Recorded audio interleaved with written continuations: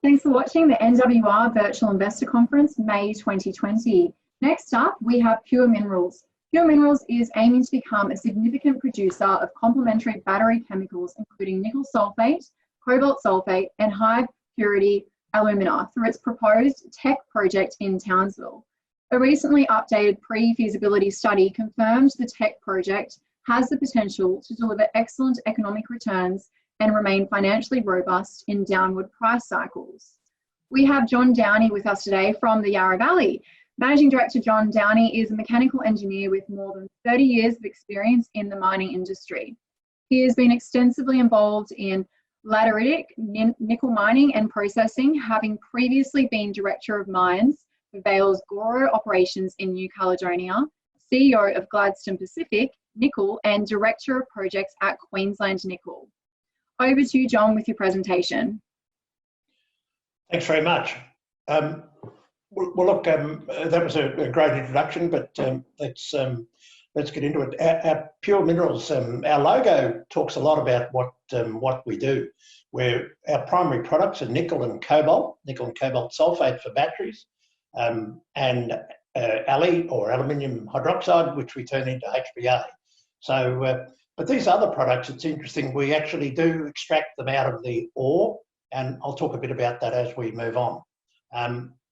The capital structure for the company is, you can figure it, yeah, here we go. We've got 628 million shares on issue, and current share price, as of today, we've got a market cap of $8.8 million. At the end of the first quarter, we had 1.36 million in the bank. Eddie King is our chairman, and we've just had a new director in Andrew Matheson, and Andrew brings considerable experience and into the business, so it's a good opportunity to have him on board. Certainly good for the company. If you look on the right hand side, there's a share price and an underlying nickel price, and one of the things that and I guess all smaller startup companies, but there's clear relationship between, as the nickel price falls off towards the right hand side of that graph, you'll see the share price falls as well. So it's a fickle market we operate in, and we obviously have no control over the London Metal Exchange nickel price, but I'm sure that as we come out of this current coronavirus restrictions we have in place, that the nickel price will start to increase as demand goes back up, and we see that as a signal for an improvement in our share price. The fundamentals for the business are that we haven't got a mine, but we have long-term 15-year ore supply agreements with 2 producers in New Caledonia. So they're mining quite high-grade ore, shipping it across to Townsville, where we process it in a processing plant, and then we produce 2 concentrates. One is a nickel cobalt precipitate, and the other is aluminium hydroxide.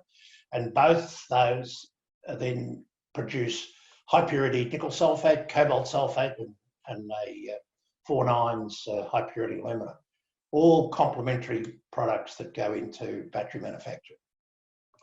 Over the last 12 months, we've been head down and believe we've actually made quite a number of achievements. I won't try and bore you and take you through all those, but the key ones are outlined there.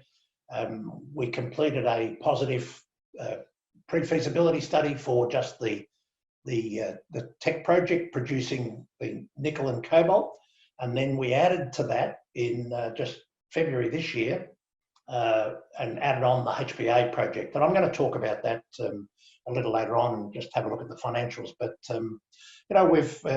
we've now got land, we've got strong federal government support, we've got diversity of supply, we've now been able to show strong financial results.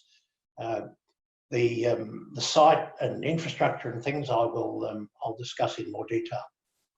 The base case for the combined project that's nickel and cobalt sulphate and HPA, is shown here, and we've actually since the first PFS was completed back in December, we've actually tried to reflect the current lower nickel price, but and that's in that that line there, or that column called spot case, if you can see there in the bottom table.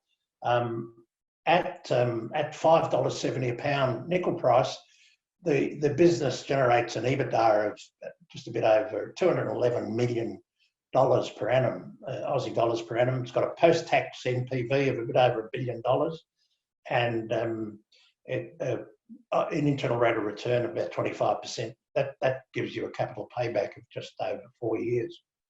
The distribution of revenues are quite good in providing some diversification, so that as the nickel price moves up and down, we're not so exposed to just any one commodity price. And here we show the impact on the value add. So in the beginning here, for about 370 million, which is the most significant part of the capital that goes into the plant, we generate about 52 million per annum EBITDA. And then as we add the sulphate refinery, we add another 79 million of EBITDA per annum for 86 million of capex. And then finally the HPA that we've just announced adds to that another 129 million of EBITDA. And that gives you that total on the far right hand side of 261 million, which was generated in this base case analysis. Now that's at $7 nickel price, which was the prices around December last year, and I'm sure we'll get back there fairly shortly. We added the HPA in because we have a number of opportunities that aren't available to other businesses that are principally relying on HPA as their prime product. And this little chart here shows like the traditional approach of producing aluminium metal and then putting it back into solution, producing HPA, is very capital intensive, and there's a number of steps. The current trend is, of course, to be using kaolin, which is about a 30% Al2O3 or alumina equivalent, and even then, you know, there's all the quartz has got to be removed. There's a mining operation, and ultimately processing to 49's HPA. In our case, from the processing plant, we actually produce a 56% equivalent alumina, which is quite high grade. So we can go straight through to 49's HPA. Result of that is the capital cost is lower, the operating cost is lower. So that contribution from that part of the business is quite significant. Oh, I should say we're targeting the lithium-ion battery separators with our HPA. So we're producing an alpha phase material, submicron. So it's a good product to be looking at, because, as I said before, it complements our current battery area, because we're producing the cobalt and the nickel, which is part of the cathode active materials in the battery. The separators are another critical part of a lithium-ion battery. So that's a good business to be in because it's high growth, but it's also a good business because it produces complementary products.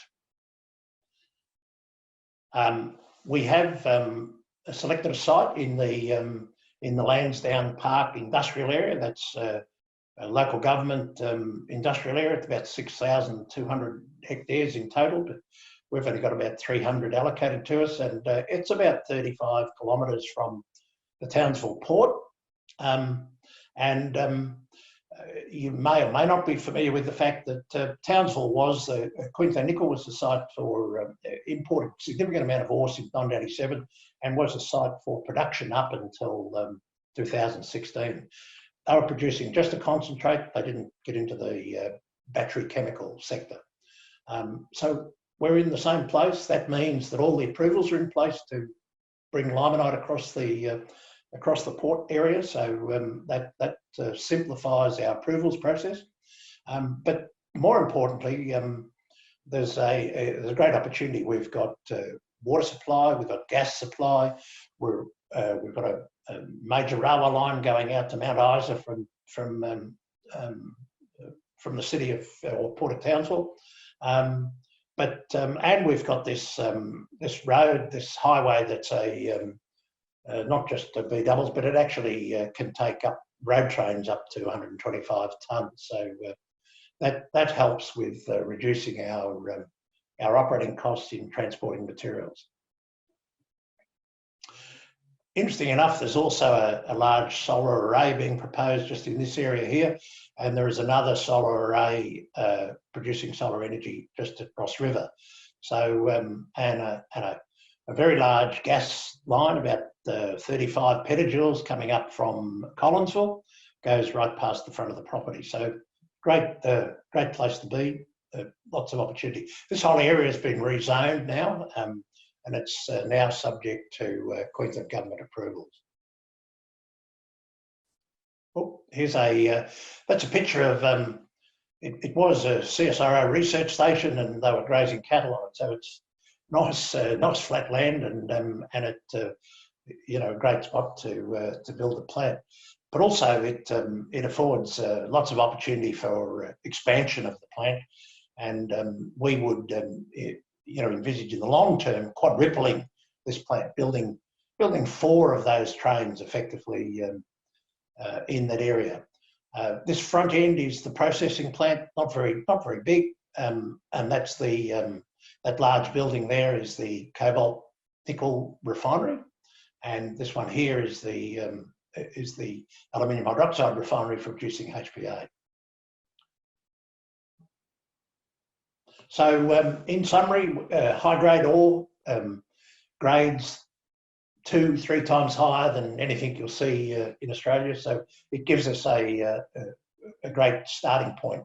But also we don't need to have mining approval, so we're able to advance the project quickly and get into production much sooner than having that more complex relationship where you have to build a mine and get all the approvals and get through that long 5 to 10 year process. We don't have to introduce that into our cycle to get to production. So the PFS provided robust financials, and we talked about that before. A bit over 4.2 years payback, and that's at $5.70 nickel price. So you know, I think we all expect that to increase with as we come out of the coronavirus and demand for nickel goes back up again. There is also the fact that everybody's noticed, I guess, with the reduction of cars on the road, that major population centres all of a sudden can see down the road. They can see their neighbours, they can see the mountainside, and I think that will drive a renewed enthusiasm and energy towards converting over to electric cars, because I'm sure it's really the only solution to reducing contamination and problems we see in the major capital cities.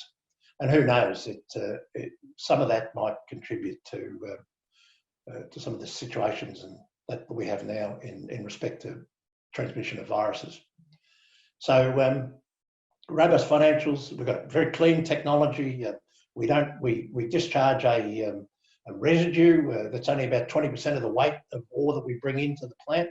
There's no water discharge, and we're using gas, and we plan to use some component of renewable energy.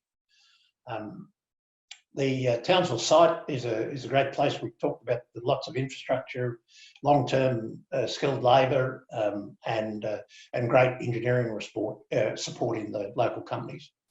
Battery market fundamentals will, I think everybody knows about batteries now. It's a high growth market, and it's a good market to be in because there is premiums on commodity prices, so that also helps with generating substantial margins off into the future.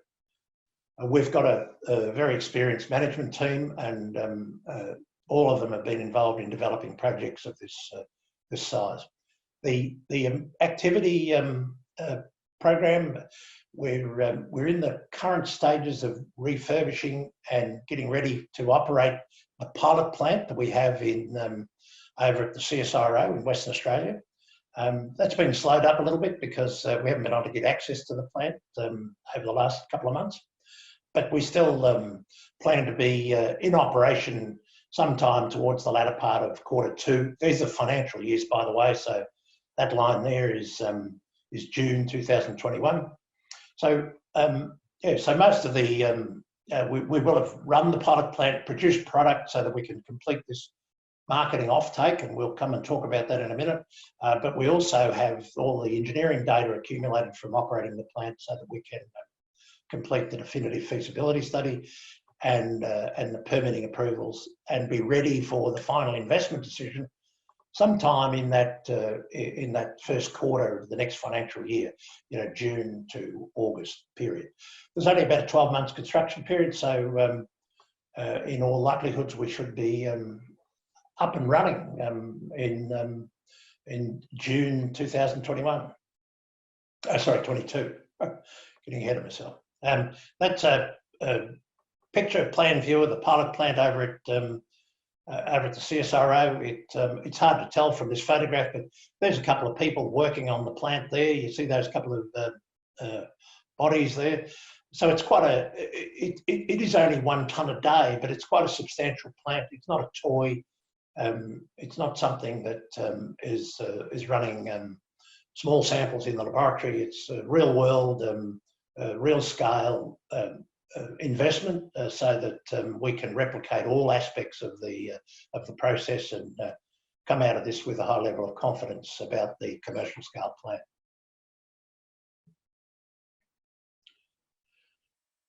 The DNI process that we're using, clearly it has a number of significant advantages, and this table here tries to look at each one of those, and it's a little bit complicated, but high pressure acid leach, which is the HPAL on the right hand side, is the sort of the holy grail, if you like, of processing laterites to extract nickel and cobalt. About 10 of the last 12 plants are non-commercial, and at least 3 of them have failed completely. And these are plants that are looking at $6 to $8 billion investments. So while HPAL is the holy grail, there's a lot of commercial issues to be resolved for it ever to be a long-term sustainable proposition. But more importantly, it still generates, for every tonne you put into the front of a high pressure acid leach plant, you get about a tonne, 1.8 tonne of gunk, of wet material that's got still some level of free acid. It's got lots of dissolved metals running around in there, so it's got to be contained in a lined tailings dam, and that's part of the reason for those costs, but also a high capital cost. But it also creates a very long-term legacy, and we've probably all seen tailing dam failures and the consequence of that. None of that happens in the DNI process. We produce a dry residue. The plant is very scalable. We can build a small one and build it right up to something larger than a high pressure acid leach plant, and so lots of advantages, and that's the reason that we've targeted that as our processing preference. If you look at where we sit on the current capital intensity, and that's the US dollars per tonne of nickel equivalent.